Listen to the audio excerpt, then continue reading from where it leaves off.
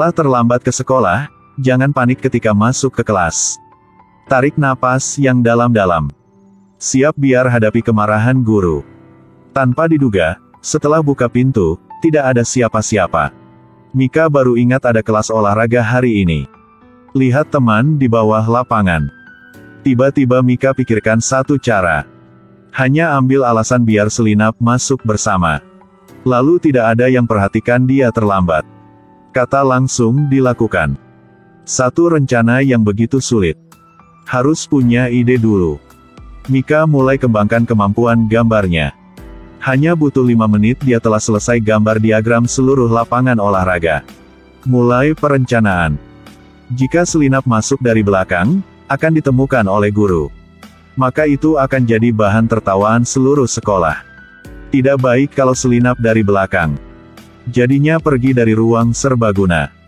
Dan selinap masuk dari samping. Tidak, ada seorang guru yang bertugas di ruang serbaguna. Sepertinya hanya ada satu cara coba selinap dari belakang. Hanya temukan saja alasan yang tepat untuk terlambat datang. Hadapi guru juga merupakan ide yang bagus. Guru, di pagi hari, saya lelah dan mual. Seperti demam. Bukannya, kalau guru sentuh dahi akan tahu. Lagi harus pura-pura batuk selama sehari. Sangat keras. Ada penyakit yang lebih sederhana gak? Atau dalam perjalanan ke sekolah lagi dapat datang bulan. Pasti itu akan hebat. Tapi sangat hilang muka. Tapi guru akan percaya. Sayang sekali, sepertinya harus gunakan anggota keluarga sebagai alasannya. Ibuku sakit. Takut kan nih? Kakek saya meninggal, ini akan terungkap. Pikir-pikir, alasan yang terlalu umum lagi tidak baik. Tidak ingin kehilangan muka dan juga ingin alasan yang bagus. Maka harus pikirkan sesuatu yang tidak diharapkan orang. Alami kecelakaan dalam perjalanan ke sekolah. Sopir mau bawa saya ke rumah sakit. Saya bilang saya masih harus ke sekolah. Tapi sopirnya mau antar saya ke ruang perawatan. Tidak, episode ini hanya ada di film. Harus sedikit lebih sederhana. Maka semua orang akan simpati. Bawa wanita tua ke seberang jalan, hebat ya. Tapi jika itu saja, tidak ada bukti, tidak yakinkan. Tapinya karena lakukan yang baik lagi lambat juga bagus. Kalau teruskan dengan cara ini. Okelah, kalau dengan alasan selamatkan orang lain. Ada seorang anak laki-laki yang jatuh ke dalam air. Jadi saya langsung lompat untuk selamatkannya. Lalu bawa anak itu ke darat. Setelah konfirmasi keamanannya. Bocah itu terus mau ikuti saya. Kakak ya. Dengan alasan ini, tidak hanya dimaafkan karena terlambat. Tetapi juga dapat mata kekaguman pada teman-temannya. Hebat banget nih. Begitulah, cepatnya mulai. Yang pertama berguling dari rumput. Kotori pakaian, lalu pergi ke kamar mandi untuk basahi celana. Sangat khawatir. Perasaan ini sangat rangsang. Tegang sampai gemetar. Hanya sekali dalam hidup ini. Harusnya tenang. Kalau gagal, akan jadi malu. Jadi tidak boleh gagal. Harus berlatih sekali. Saya keluar rumah seperti biasa. Dalam perjalanan ke sekolah, ketika seberangi sungai. Tapi tidak ada tepi sungai dalam perjalanan ke sekolah. Belum selesai pikir. Teman-teman telah kembali ke kelas. Lihat Mika duduk sendirian, seluruh kelas terkejut. Hadapi perhatian teman sekelas. Mika yang jadi sangai bingung. Dalam perjalanan ke sekolah, saya dilanggar oleh orang lain.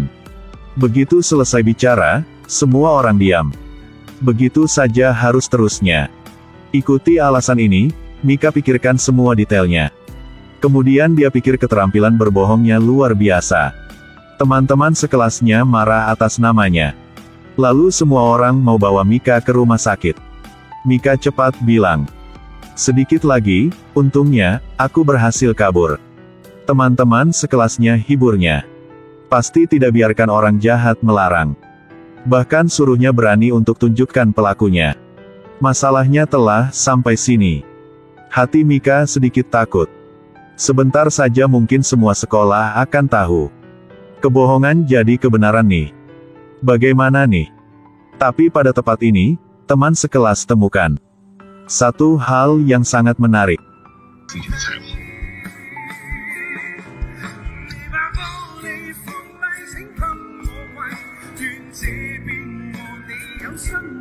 Baru saja tambah sampo di rambut dan tiba-tiba kehabisan air. Belum bereaksi apapun. Lagi terima panggilan keluhan dari tetangga. Bilang bahwa mandi jam 10 buat kebisingan. Jadi kunci air sesuai dengan peraturan bangunan. Mika dengan cepat mau jelaskan sama manajer. Tapi manajernya sangat misterius. Semua orang tahu keberadaannya. Tapi tidak ada siapa yang pernah bertemu. Setelah pulang, Mika temukan satu tempat sampah didorong ke depan pintunya. Ada juga selembar kertas di atasnya. Menurut peraturan pengelola hari ini tidak boleh buang sampah. Mika hanya bisa seret sampah ke dalam rumah. Tetapi ketika dia baru saja nyalakan musik untuk hilangkan stres. Kemudian seorang tetangga datang. Marahinya karena nyalakan musik di malam hari. Mika jelaskan dia telah nyalakan musiknya serendahnya. Tetapi tetangga tolak untuk dengar. Juga bilang bahwa ini peraturan manajemen. Keesokan harinya, rekan-rekan juga rasa kasihan pada Mika. Manajer pasti punya dendam padanya. Setelah pulang ke rumah, Mika lihat penuh catatan keluhan dari tetangga di pintu. Seseorang keluh karena dia tidak bedakan sampah. Seseorang keluh tentang suara sepatu hak tingginya. Ada orang pikir dia selalu terlambat pulang jadi buat keributan. Jelas ini bukan dari satu orang. Tapi itu semua peraturan manajemen. Mika tidak tahan lagi dan pergi ke kantor. Tetapi manajernya tidak ada di sini. Dia tanya kepada tetangga kapan manajer akan hadir. Tapi tetangga jawab bahwa manajer selalu ada. Mika jadi bingung. Karena dia lewat sini setiap hari. Tapi tidak pernah ketemu dengannya. Setelah kembali ke kamar, terdeteksi tinggalkan pesan. Hewan peliharaan tidak diperbolehkan di sini. Jadi kami selesaikan hewan peliharaannya. Pengeringan pakaian dalam di balkon buat bangunan tidak sedap dipandang. Ganggu tetangga. Kami juga selesaikan. Menurut peraturan manajemen. Pakai gas hanya sampai jam 10 malam. Pukul 11.30 listrik akan dimatikan. Sudah seperti ini selama sebulan, Mika hampir jadi gila. Tidak dapat fokus bahkan ketika sedang bekerja. Suatu hari Mika ketuk pintu ke pintu. Ingin bertanya bagaimana bisa bertemu dengan manajer. Reaksi tetangga sangat beku. Seseorang bilang manajer ada di kantor. Ada juga yang bilang manajemen adalah manajemen. Jangan tanyakan hal bodoh seperti itu. Mika hibur dirinya. Siapa sih si manajer? Kok tidak ada siapa yang mau bilang samanya? Masih belum tenang lagi, tetangga lagi sekelilingnya. Katakan bahwa itu masih sangat bising di malam hari. Harapnya ikuti aturan manajemen. Ini bukan apartemenku saja. Tidak tahu bagaimana ikuti aturan kan? Tolong pikirkan orang lain. Mika yang sangat takut. Dengan gila tanya setiap orang. Akhirnya siapa manajer? Kamu kan? Atau kamu? Sekarang Mika lihat seseorang sedang sembunyi. Orang itu yang orang pertama ketuk pintunya. Mika cepatnya tanyanya. Kamu kan? Pasti kamu. Kamu yang asal-usul semua. Bukannya. Pria itu coba jelaskan. Di bawah interogasi Mika. Pria ceroboh jatuh dari tangga. Tetangga julurkan kepala. Tetapi bertindak sepertinya tidak ada yang jadi.